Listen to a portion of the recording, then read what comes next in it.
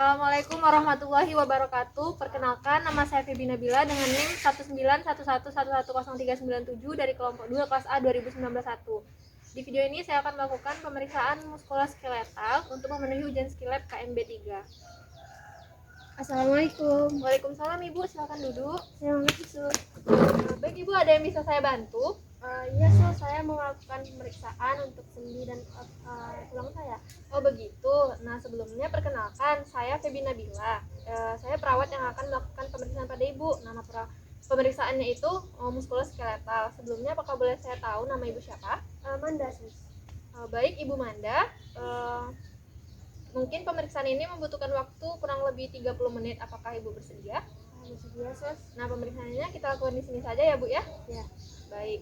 Langsung saja saya mulai. Baik, di sini yang pertama kita lakukan adalah melakukan anamnesa pada pasien. Sebelumnya saya ingin bertanya, apakah Ibu ada mengalami rasa nyeri pada tulang-tulang dan sendi Ibu? Enggak, sis. Tidak ya Bu ya. Nah, jika pasien mengalami nyeri, kita harus melakukan pengkajian nyeri PQRST pada pasien. Selanjutnya, apakah Ibu ada merasakan adanya perubahan bentuk dari tulang-tulang dan sendi Ibu? Enggak, sis. Nah, pemeriksaan yang barusan saya tanyakan adalah pemeriksaan deformitas atau adanya kelainan bentuk dari tubuh gitu.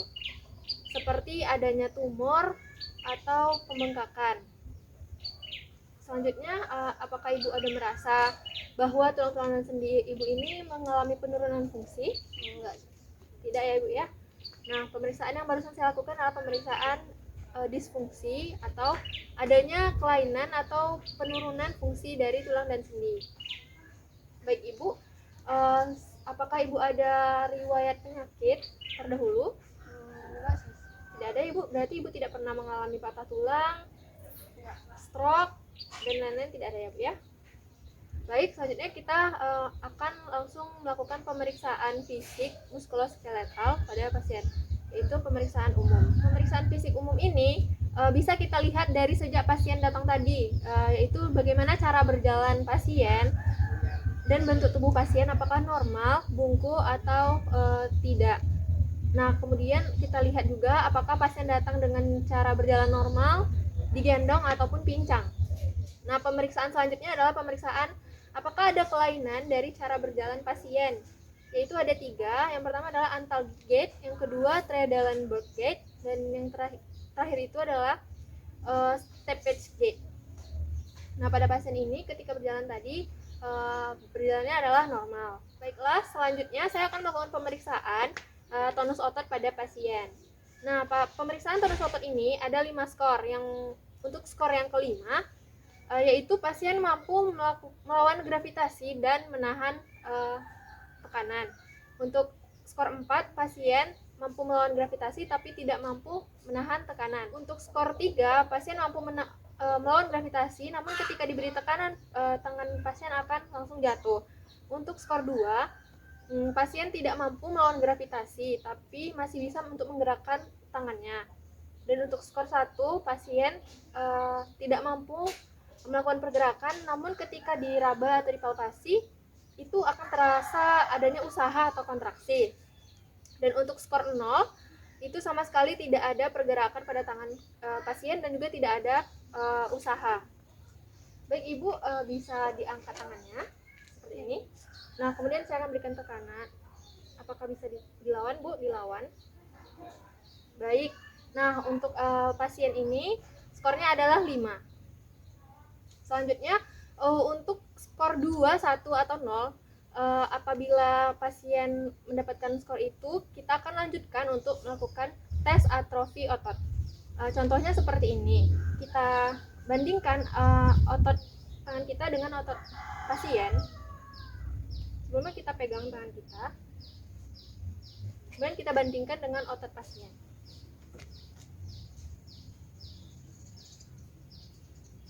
Nah, untuk atrofi otot pada pasien adalah negatif. Baiklah, selanjutnya saya akan melakukan pemeriksaan regional muskuloskeletal. Nah, di sini pemeriksaannya kita lakukan mulai dari kepala dan leher pada pasien. Nah, di sini kita lihat atau kita inspeksi bentuk dari kepala dan leher, apakah ada pembengkakan, benjolan apakah simetris atau tidak. Selanjutnya, saya akan lakukan palpasi.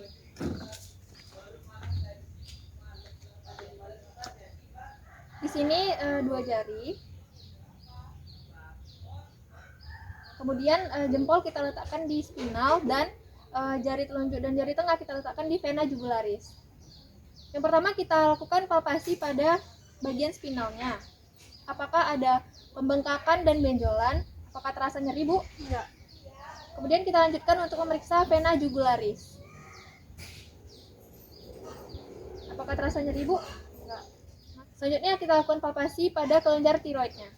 Kita raba apakah ada pembengkakan dan benjolan. Apakah terasa nyeri, Bu? Enggak. Baik, jika tidak ada benjolan, bengkakan dan juga terasa nyeri berarti hasilnya normal. Nah, selanjutnya kita tes pergerakan leher dan kepala pasien. Bisa dilihat ke atas, ke bawah, ke kanan, ke kiri, miringkan ke kanan, miringkan ke kiri. Apakah terasa nyeri, Bu? Ya. Jika tidak terasa nyeri berarti pergerakannya normal. Baiklah, selanjutnya saya akan melakukan pemeriksaan pada bahu pasien. Di sini kita lihat terlebih dahulu apakah bahunya simetris atau tidak, apakah ada turun sebelah atau tidak. Nah, di sini bahunya simetris. Selanjutnya saya akan melakukan palpasi pada bahu pasien.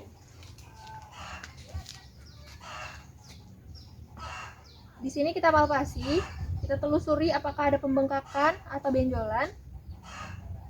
Apakah terasa nyeri, Bu? Enggak. Kemudian kita tes pergerakan bahunya ke bawah, ke dada. Baik, apakah terasa nyeri, Bu? Baiklah, jika tidak terasa nyeri berarti bahunya normal. Nah, setelah kita memeriksa bahu yang sebelah kanan, kita lakukan hal yang sama juga pada bahu yang sebelah kiri. Selanjutnya saya akan melakukan pemeriksaan pada siku pasien. Sini kita inspeksi terlebih dahulu apakah ada pembengkakan dan benjolan. Kemudian kita palpasi, apakah terasa nyeri, Bu? Lalu kita lakukan pergerakan.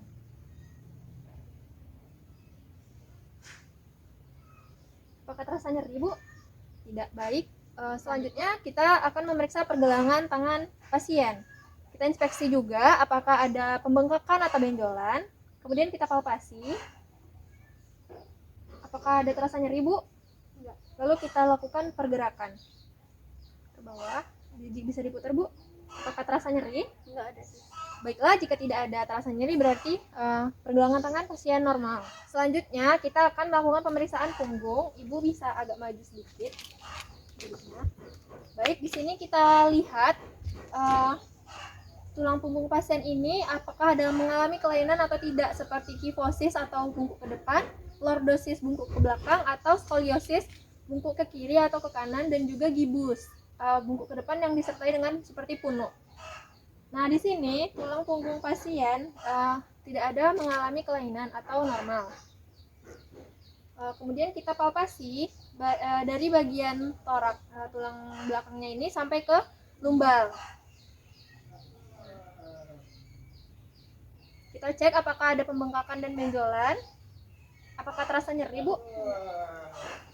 Baiklah, di sini pasien tidak mengalami nyeri, yang artinya tulang punggungnya normal. Baiklah, selanjutnya kita periksa juga bagian depan pasien. Kita inspeksi apakah ada kelainan bentuk atau tidak. Kemudian kita palpasi dari atas sampai ke bagian abdomen. Maaf ya, Bu. Ya. Nah, ketika sampai di abdomen kita berikan tekanan sedikit dan anjurkan pasien untuk tarik nafas. Coba tarik nafas, Bu. Hembuskan. Apakah ada terasa nyeri? Baik, jika pasien tidak mengalami nyeri berarti tidak ada gangguan. Baiklah, selanjutnya saya akan melakukan pemeriksaan diskrepansi, yaitu yang pertama akan mengukur tinggi dari kakinya, apakah simetris atau tidak. Bagi Ibu, sebelumnya boleh ditukuk kakinya.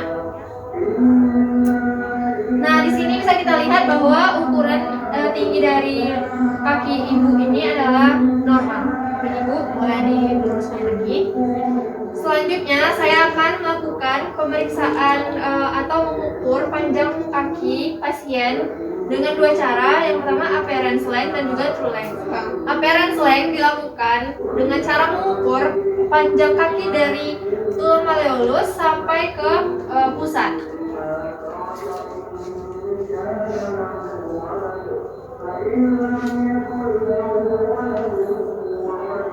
Baik, nah kita lakukan pada kedua kaki.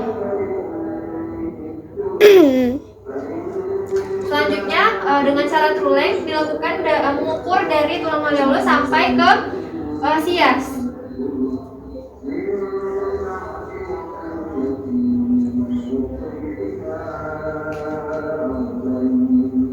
Baiklah, di sini panjang kakinya sama, berarti normal.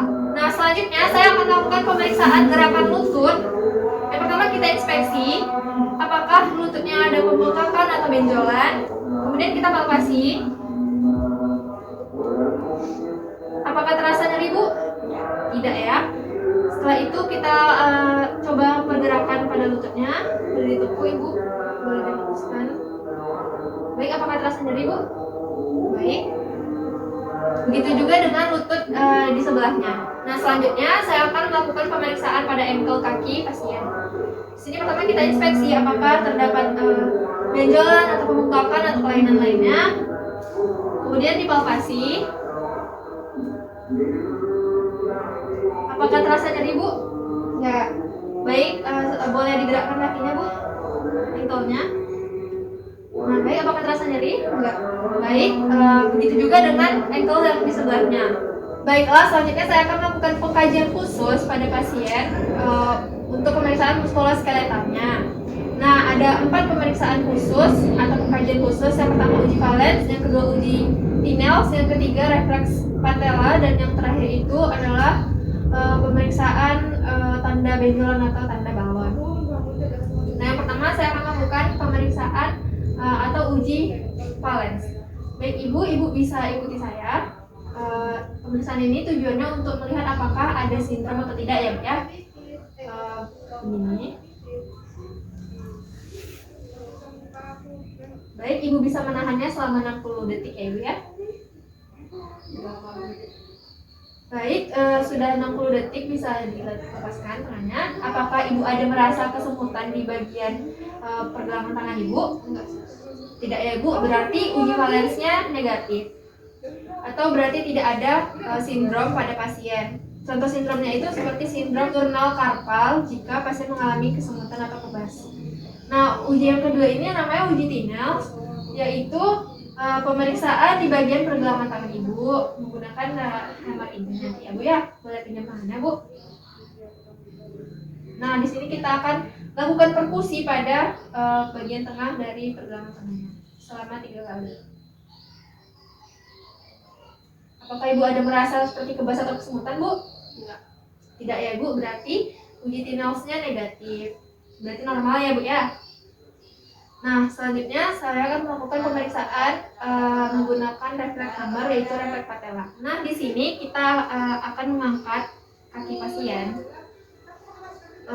Lemaskan aja, Bu, boleh, jangan tegang. Angkat kakinya ya. Kemudian kita akan perkusi pada bagian patellanya. Baiklah, saya mulai ya, Bu ya. Lemaskan aja kakinya ya, Bu ya. Boleh diangkatnya di sini.